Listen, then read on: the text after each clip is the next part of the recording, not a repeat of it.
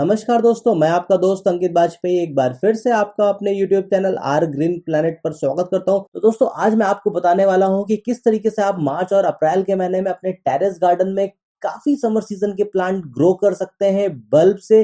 जी हाँ दोस्तों, इनके बल्ब मार्केट में इजीली अवेलेबल होते हैं, जिसके लिए मैंने ऑनलाइन स्टोर से ये प्रोडक्ट ऑर्डर किया है और इसको ओपन करके मैं कुछ बहुत ज्यादा सेटिस्फाई नहीं हुआ हूँ। इसमें टोटल 22 बल्ब थे, लेकिन उसमें से कुछ बहुत अच्छी क्वालिटी के थे और कुछ बहुत खराब क्वालिटी के थे। तो अगर मैं इनको रेटिंग देने की बात करूँ तो मैं इनको 6 आउट ऑफ 10 दूंगा। इस बॉक्स में टोटल 22 बल्ब थे एज पर डिस्क्रिप्शन, लेकिन जब मैंने इसको ओपन किया तो उसमें से समर सीजन में ग्रो किए जाने वाले मात्र 15 से 16 बल्ब ही थे। बाकी जो भी इसके अंदर के बल्ब मिले हैं वो सारे के सारे विंटर सीजन के थे, जो कि करंटली मेरे लिए यूजलेस हैं। तो चलिए आज मैं इससे ही टॉप 10 बेस्ट समर सीजन में बल्ब से ग्रो किए जाने वाले प्लांट की इंफॉर्मेशन आपको दूंगा। तो चलिए बिना लेट किए हुए आज का वीडियो स्टार्ट करते हैं।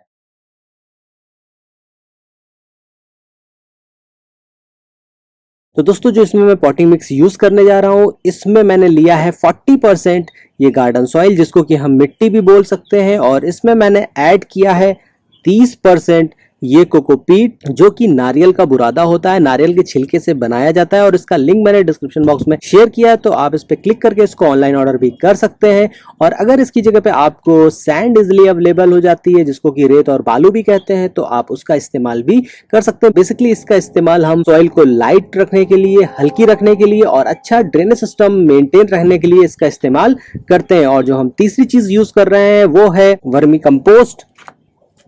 तो हम ये भी 30% ले रहे हैं, और इसकी जगह पे अगर आपको गोबर की खाद मिल जाती है तो बहुत अच्छी बात है। लेकिन ऐसे कई लोग हैं जो सिटीज में रहते हैं और वहां पर गोबर की खाद इजीली अवेलेबल नहीं होती है, तो आप उसकी जगह पे ये वर्मी कंपोस्ट का इस्तेमाल कर सकते हैं, और इसका लिंक मैंने डिस्क्रिप्शन बॉक्स में शेयर किया है। ये प्योर ऑर्गेनिक फर्टिलाइजर है।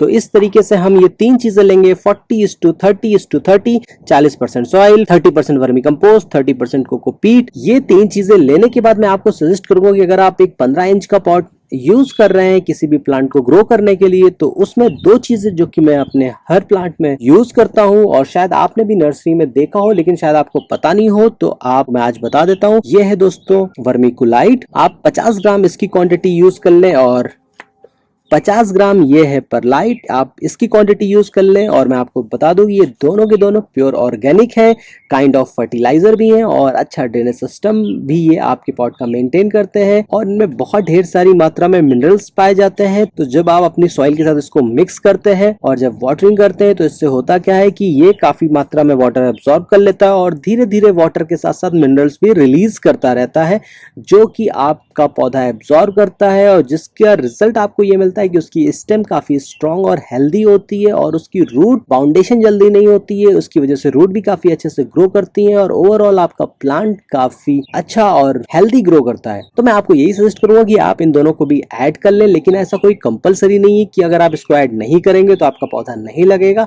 ऐसा बिल्कुल भी नहीं है। लेकिन बहुत लोग यूज करते हैं, और उनमें से मैं भी एक हूँ, क्योंकि मैं भी इसको यूज करता हूँ और मैं इससे बहुत ज्यादा सेटिस्फाई हूँ, इसलिए मैं अपना पर्सनल एक्सपीरियंस आपके साथ शेयर कर रहा हूँ। तो चलिए अब हम इन सबको मिक्स कर लेते हैं।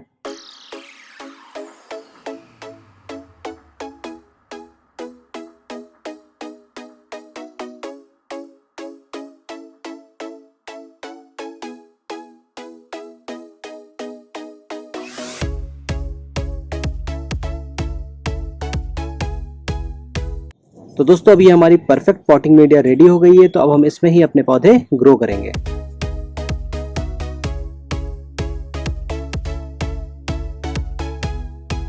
ये है वाइट, और ये है येलो, और ये है पिंक कलर का। तो ये तीन कलर है, और ये मिक्स कलर है। अभी इसमें मुझे नहीं पता कि कौन सा किस कलर का है, तो इसके लिए दोस्तों मैंने एक छोटा सा कंटेनर लिया है। तो दोस्तों अगर आप चाहते हैं कि आपकी टेरेस गार्डन समर सीजन में खूब फूलों से भरी रहे, तो ये one of the best plant है। और सबसे अच्छी बात ये है कि ये बहुत ज्यादा केयर नहीं मांगता है। एक बार आप इसको जिस पॉट में लगा दें तो अगले 2 से 3 साल तक आपको उसको रिपोर्ट भी नहीं करना पड़ता है, और ये अप्रैल महीने से फ्लावरिंग करना स्टार्ट कर देता है, और उसके बाद अक्टूबर तक इसमें फ्लावरिंग होती रहती है। और मॉनसून सीजन, जैसे ही मॉनसून सीजन आता है और जैसे ही थोड़ी सी बारिश स्टार्ट होती है, तो इसमें इतने फूल आते हैं कि आप काउंट भी नहीं कर सकते। तो ये जितने भी बल्ब हैं ये मैं इसमें लगाऊंगा, प्लस जो मैंने ये 3 अलग अलग कलर के भी मंगाए हैं वो भी मैं इसमें लगाऊंगा, ताकि मैं चाहता हूं कि मेरा ये जो पॉट जब बनकर रेडी हो तो उसमें मल्टी कलर के रेन लिली खिले, जो कि देखने में बहुत अट्रैक्टिव लगेगा। इसीलिए मैं एक ही पॉट में सब अलग अलग कलर के बल्ब यूज करूंगा। तो चलिए इन तीनों को भी हम इससे निकाल लेते हैं।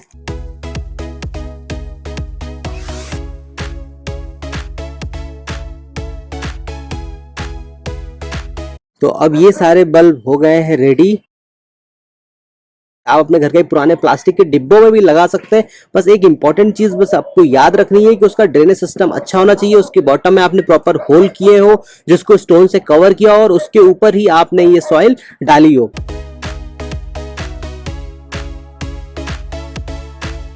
दोस्तों इनको 2 इंच नीचे सॉइल में दबा देना है।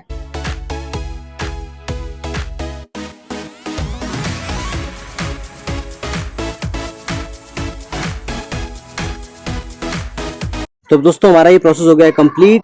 वैसे तो मेरी सॉइल आप पहले ही देख सकते हैं, क्योंकि मैंने कल रात में ही ये पॉट की सॉइल रेडी की थी और इसमें थोड़ा थोड़ा सा पानी डाल दिया था। तो ये ऑलरेडी अच्छी खासी नम है, लेकिन अभी इसमें हम थोड़ा सा पानी डाल देंगे। पहली बार में थोड़ा सा ज्यादा पानी डालें ताकि आपकी बल्ब पूरी तरीके से पानी को एब्जॉर्ब कर ले और उसके बाद जल्दी से ये अपना जर्मिनेशन प्रोसेस स्टार्ट करें। तो दोस्तों ये हमारा प्रोसेस हो गया कंप्लीट। अब हम इसको रख देंगे डायरेक्टली सनलाइट में। जी हाँ दोस्तों, रेन लिली की सबसे अच्छी चीज ये है कि ये 40-45 डिग्री के टेम्परेचर भी बहुत अच्छी फ्लावरिंग करता है, और इसको डायरेक्ट सनलाइट बहुत पसंद है। तो इसको डायरेक्ट सनलाइट में ही रखें, इसको पार्शली शेडेड एरिया में ना रखें। मिलते हैं कुछ दिनों के बाद और देखते हैं इसका आगे का अपडेट।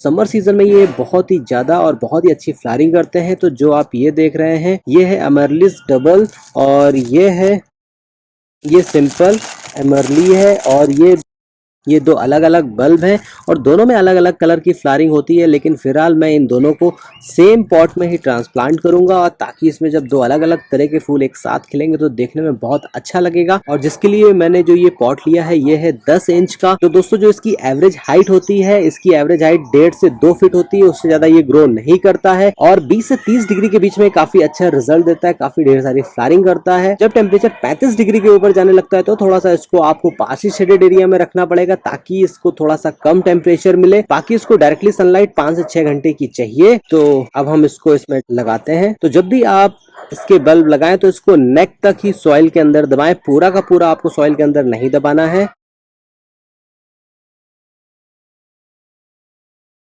तभी दोस्तों हमारा ये प्रोसेस हो गया है कंप्लीट, और अब हम इसमें थोड़ा सा पानी डालेंगे। पहली बार में जब भी आप फर्स्ट टाइम कोई भी सीडलिंग करते हैं या इस तरीके से कोई भी बल्ब लगाते हैं तो ज्यादा से ज्यादा पानी दीजिए, ताकि आपके पॉट की पूरी सॉइल अच्छे से गीली हो जाए, क्योंकि उसके बाद ही इसका जर्मिनेशन प्रोसेस स्टार्ट होता है। तो अब हम इसको पार्शली शेडेड एरिया में रखेंगे 3-4 दिन के लिए। देन इसके बाद हम इसको डायरेक्टली सनलाइट में रख देंगे, ताकि ज्यादा से ज्यादा इसके अंदर ह्यूमिडिटी क्रिएट हो और ये अच्छे से ग्रो करे। और एक चीज मैं आपको और बताना चाहता हूँ कि इसमें आप किसी भी तरीके की मार्केट में मिलने वाली केमिकल फर्टिलाइजर का इस्तेमाल बिल्कुल ना करिएगा। इसमें सिर्फ और सिर्फ ऑर्गेनिक फर्टिलाइजर का इस्तेमाल करना है, अदरवाइज आपका ये पौधा खराब हो जाएगा।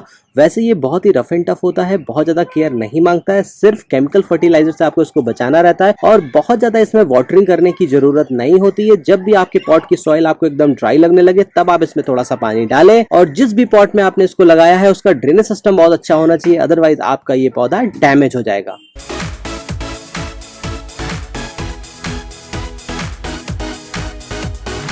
तो ये अमेज़न लिली का बल्ब है जिसको आज मैं इस पॉट में लगाने जा रहा हूँ। पहले मैं आपको इसके बारे में कुछ बता दूं कि अगर आप इसको जिस भी पॉट में लगाते हैं तो अगले 3 से 4 साल तक आपको इसको किसी भी दूसरे पॉट में रिपोर्ट नहीं करना पड़ता है। और दूसरी चीज ये है कि इसको डायरेक्टली सनलाइट में ना रखें, क्योंकि अगर आप इसको डायरेक्टली सनलाइट में रखते हैं तो ये पौधा खराब हो जाता है। इसको पार्शली शेडेड एरिया में ही रखना चाहिए, और जो इसकी हाइट होती है वो 7 से 11 इंच होती है, मैक्सिमम 11-12 इंच से ऊपर ये पौधा ग्रो नहीं करता। और इसी में इसमें आते हैं ढेर सारे व्हाइट कलर के फ्लावर्स। तो आप इस बल्ब को लेकर फरवरी से लेके मई के महीने तक कभी भी ग्रो कर सकते हैं अपने टेरेस गार्डन पे।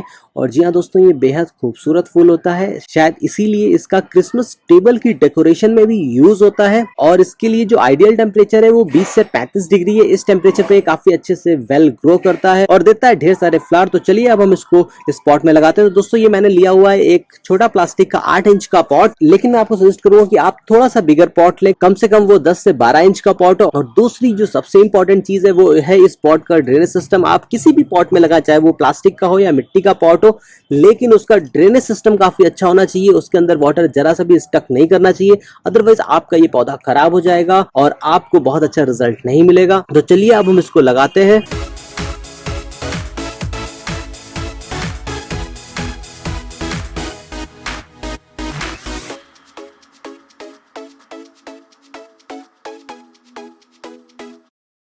तो ये आप देख सकते हैं कि ये मैंने एक बल्ब ऑर्डर किया था और इसको ब्यूटी फॉर अ डे के नाम से भी जाना जाता है। वो इसलिए दोस्तों इसको बोलते हैं क्योंकि इसमें फूल अर्ली मॉर्निंग खिल जाते हैं और दिन भर ये काफी अच्छे से खिले रहते हैं और आपके गार्डन को बनाते हैं बहुत हरा भरा। और ज्यादातर इसकी मास प्लांटिंग की जाती है, मीन्स आप अगर इसको ग्राउंड में लगाते हैं, लॉन में लगाते हैं या ट्रैक, जो भी आपका लॉन है या ग्राउंड है जहां पर भी आपने ट्रैक बना के रखा है, उसके दोनों साइड जमीन पर इसको लगाने से बहुत ही प्यारा लुक आता है। तो इसलिए इसका यूज मास प्लांटिंग में ज्यादा होता है। लेकिन ऐसा नहीं है कि आप इसको अपने घर में, अपने टेरेस गार्डन में नहीं ग्रो कर सकते। जी हाँ दोस्तों, बहुत ही आराम से, बहुत ही आसान तरीके से ग्रो होता है। कुछ बेसिक चीजें जिसका कि आपको ध्यान रखना होता है और उसके बाद ये बहुत अच्छे तरीके से लग जाता है। तो चलिए आज हम उसी के बारे में डिटेल में बात करते हैं। तो सबसे पहले हम बात करते हैं पॉट की साइज की। तो आप ये देख सकते हैं ये मेरा 8 इंच का पॉट है प्लास्टिक का। इसकी जगह पे आप मिट्टी का पॉट भी यूज कर सकते हैं, कोई प्रॉब्लम नहीं है।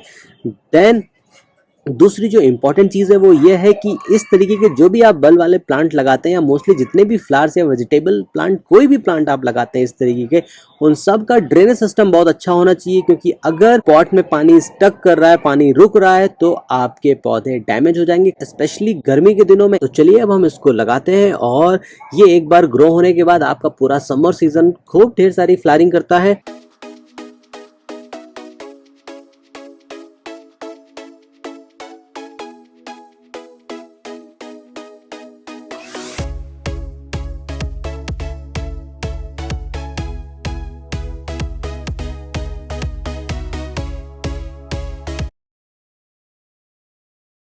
तो ये देखिए दोस्तों, ये है इसका बल्ब, ये है बॉटम पोर्शन और ये है टॉप का पोर्शन। और अभी हम इसको इस पॉट में लगाएंगे। तो सबसे पहले मैं इसके बारे में कुछ आपको बता दूं। तो दोस्तों ये लेट समर सीजन में फ्लावरिंग करता है और इसके लिए जो आइडियल टेम्परेचर होता है जिसमें कि ये फ्लावरिंग करना स्टार्ट करता है वो 25 से 30 डिग्री है। 35 डिग्री टेम्परेचर तक भी ओके है। अगर उससे ऊपर टेम्परेचर जाता है तब इस पौधे को हार्म पहुंचती है। किसी तरीके की केमिकल फर्टिलाइजर इसको नहीं देनी है। जब भी इसको फर्टिलाइज हम करेंगे 1-1.5 महीने के बाद, तो हम इसको ऑर्गेनिक फर्टिलाइजर ही देंगे। किसी भी तरीके का केमिकल फर्टिलाइजर अगर आप इसको देते हैं तो इसकी रूट को हार्म पहुंचेगा और ये पौधा आपका खराब हो जाएगा। तो चलिए अब हम इसको लगाते हैं। इसको हम पॉट में तकरीबन 2 इंच नीचे सॉइल में दबा देंगे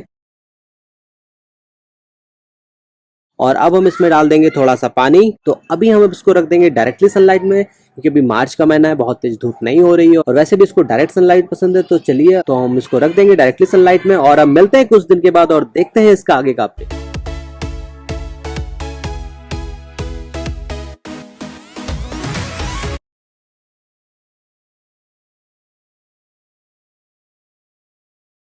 तो दोस्तों मैं आपको बता दूं कि इसका फूल बेहद ही खूबसूरत होता है और अभी चल रहा है मार्च का महीना, ठंडक जा रही है और गर्मी सीजन ऑलमोस्ट स्टार्ट हो गया है और दिन का टेम्परेचर 27-28 डिग्री तक पहुंचने लगा है। तो ये टाइम परफेक्ट है फुटबॉल लिली को अपने टेरेस गार्डन में ग्रो करने के लिए। तो आप चाहें तो इस बल्ब को ऑनलाइन ऑर्डर कर सकते हैं। मैंने इसको ऑनलाइन ही मंगाया है। और मैं आपको कुछ इस प्लांट के बारे में बता दूं, इसकी जो हाइट होती है वो लमसम 15 से 18 इंच होती है, उससे ज्यादा ये बड़ा नहीं होता है। इसलिए ये मैंने लिया हुआ है 8 इंच का पॉट, जो कि इसके लिए सफिशियंट है। और इसको 2 से 3 घंटे की दिन की डायरेक्ट सनलाइट चाहिए, उससे ज्यादा इसको डायरेक्ट सनलाइट नहीं चाहिए। मींस आप इसको ऐसे प्लेस पर रखिए जहां मॉर्निंग और इवनिंग की 1.5 से 2 घंटे की डायरेक्ट सनलाइट आती हो, बाकी डे टाइम में सनलाइट का रिफ्लेक्शन आता हो।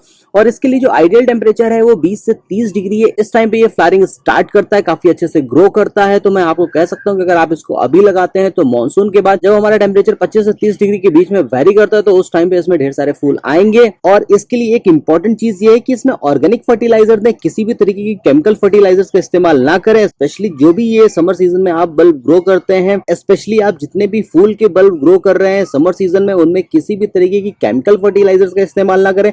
सिर्फ और सिर्फ ऑर्गेनिक फर्टिलाइजर का ही इस्तेमाल करें, अदरवाइज आपकी ये बल्ब खराब हो जाएंगे और आपको कोई अच्छा रिजल्ट देखने को नहीं मिलेगा। तो चलिए अब हम इसको इस पॉट में लगाते हैं।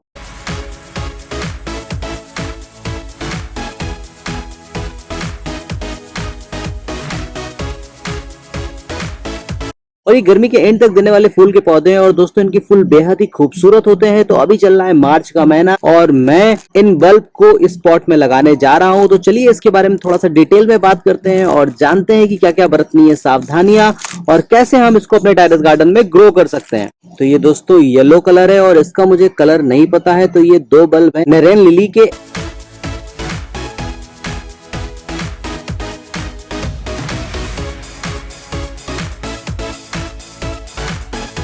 तो अब दोस्तों हमारा पूरा प्रोसेस हो गया है कंप्लीट। अभी हम इसको डायरेक्टली सनलाइट में नहीं रखेंगे, पार्शली शेडेड एरिया में रखेंगे जहां पर मॉर्निंग और इवनिंग की 1.5 से 2 घंटे की डायरेक्ट सनलाइट आती हो और डे टाइम में सनलाइट का रिफ्लेक्शन आता हो। और जब जैसे जैसे समर सीजन बढ़ेगा और जब मई और जून की धूप बहुत ज्यादा तेज होने लगती है, टेम्परेचर 40 डिग्री के ऊपर चला जाता है, उस टाइम पर आपको इसको दिन की धूप से बचा कर रखना है। बाकी मॉर्निंग और इवनिंग की इसको 3 से 4 घंटे की अगर डायरेक्ट सनलाइट मिलती है वो इसके लिए सफिशिएंट होगी। बस दिन की डायरेक्ट सनलाइट से इसको बचा कर रखना है, अदरवाइज ये पौधा थोड़ा सा डैमेज हो सकता है। तो मिलते हैं कुछ दिन के बाद और देखते हैं इसका आगे का अपडेट।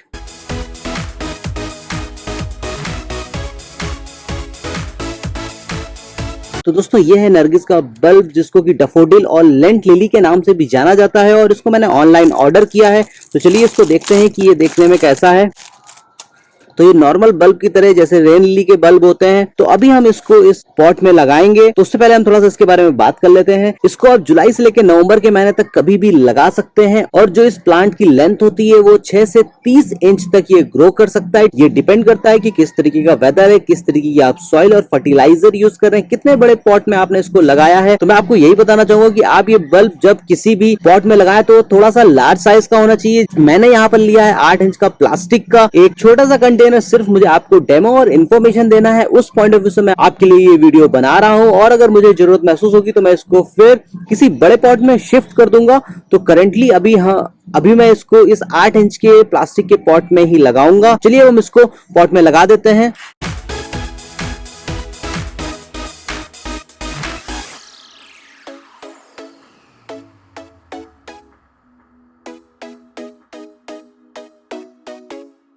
तो दोस्तों ये है कैलेडियम का बल्ब जिसको कि मैंने ऑनलाइन ऑर्डर किया है और इसको आप गर्मी में बहुत ही आसान तरीके से ग्रो कर सकते हैं और ये देखने में बहुत ही खूबसूरत प्लांट होता है। अभी आप देख सकते हैं कि इसमें थोड़ा सा फंगल इन्फेक्शन भी हुआ है, ये मुझे काफी इन्फेक्टेड लग रहा है। तो चलिए मैं इसको थोड़ा सा रूटिंग हार्मोन में डिप कर लेता हूँ। वैसे आप इसको फंगीसाइड पाउडर में भी डिप कर सकते हैं, उससे भी आपका ये फंगल इन्फेक्शन काफी हद तक खत्म हो जाता है। वैसे तो ये दोस्तों मुझे बहुत ज्यादा अच्छी कंडीशन में नहीं लग रहा है, लेकिन फिर भी मैं इसको ट्राई करूंगा। और इसके लिए मैं आपको बता दूं कि ये गर्म से गर्म प्लेस पर भी ग्रो किया जा सकता है, लेकिन इसको आप डायरेक्टली सनलाइट में ना रखिए, पार्शली शेडेड एरिया में रखिए या इसको आप फुली शेड में भी रख सकते हैं। और इसके लिए मैंने एक छोटा सा मिट्टी का पॉट लिया है। आप इसको कम से कम 8 से 10 इंच के पॉट में लगाएं और उसका ड्रेनेज सिस्टम काफी अच्छा होना चाहिए। तो अब मैं इस बल्ब को इस पॉट में लगा दूंगा। इसको कम से कम 2 से 3 इंच नीचे सॉइल में हमको दबाना है।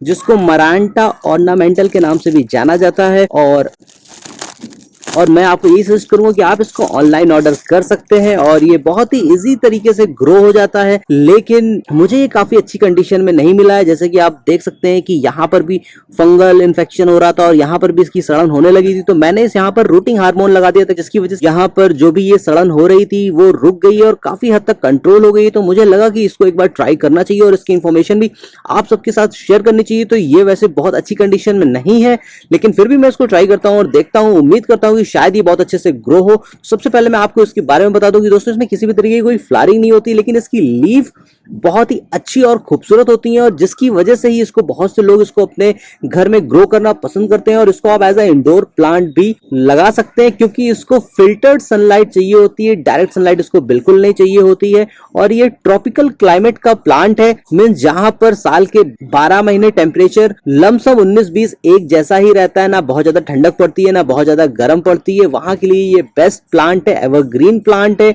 ये सीजनल प्लांट नहीं है, ये सालों साल चलने वाला प्लांट है। लेकिन मैं रहता हूं लखनऊ में, यहाँ पर ठंडक भी बहुत ज्यादा पड़ती है, गर्म भी बहुत ज्यादा पड़ती है और मैं इसको इस मिट्टी के पॉट में लगाऊंगा। तो इसके लिए जो आप एक आइडियल पॉट ले वो 8 से 10 इंच का हो और उससे बड़ा भी होगा तो इसको कोई प्रॉब्लम नहीं होने वाली है। दोस्तों ये जैसे देख के एकदम क्लियर पता चल रहा है कि ये बॉटम पार्ट है और ये टॉप का पार्ट है। तो हम इसको ऑलमोस्ट पूरा का पूरा सॉइल के अंदर दबा देंगे, लेकिन बहुत ज्यादा डीप में नहीं डालना है, सिर्फ 1 इंच नीचे ही हम इसको सॉइल के लगाएंगे।